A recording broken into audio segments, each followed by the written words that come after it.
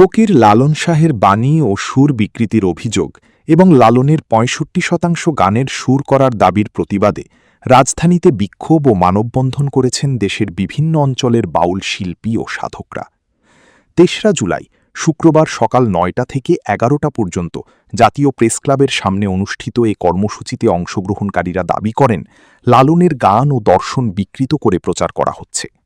একই সঙ্গে লালনের ৬৫% গানের সুর করেছেন বাউল শফি মণ্ডল, এমন দাবিরও প্রতিবাদ জানান তারা। কর্মসূচিতে বীর মুক্তিযোদ্ধা বাউল পাগলা বাবলু, জামাল উদ্দিন টুনটুন বাউল, ফকির জোরান শাহ, গবেষক সৈয়দ জাহিদ হাসান, খ্যাপা বিদ্যুৎ, এমআর মানিক, কুষ্টিয়া থেকে ভাবনাসহ প্রবীণ বাউল সাধু ফকির এবং বিভিন্ন জেলার বাউল শিল্পী, সাধক ও গবেষক এ সময় উপস্থিত ছিলেন। ঢাকা থেকে মোহাম্মদ কুতুবুদ্দিনের প্রতিবেদনে রয়েছে বিস্তারিত।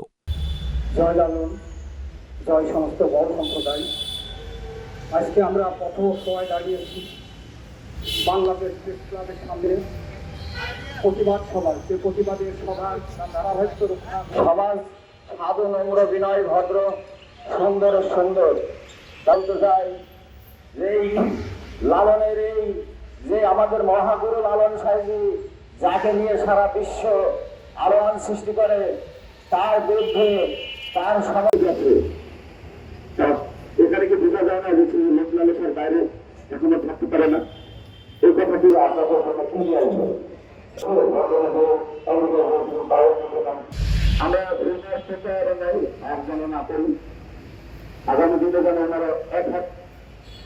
আর লালসার বলেন যে আমার গান নিয়ে তোমরা শুরু করো।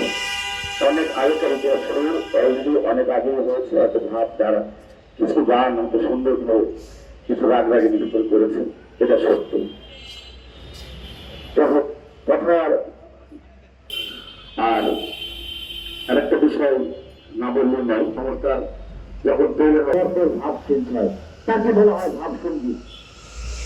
আজকে ভাবের জায়গা থেকে সে কিভাবে বলে যে একজন জ্ঞানী মানুষের কিভাবে বলে আমি ৬৫ গানের সুর করেছি, আমার গান করা সুর ছাড়া কোন স্টেজ লোকসঙ্গীতে হয় না। তাহলে এই যে আমরা উত্তর জায়গায় মিথ্যাচার আমরা শুনি, আমরা তাদেরকে দেখি কোথায় যাব?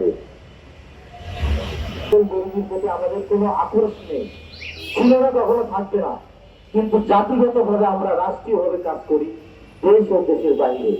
আমরা সংখ্যায় কম হতে পারি, কম দেখালেও সত্যের প্রবাহিত তো অনেক বড়, যেটা যখন যে সত্যের মুখে পড়ে যায় সেই সময় সে বুঝতে পারে যে সত্যটা কোথায়। তাই আসলে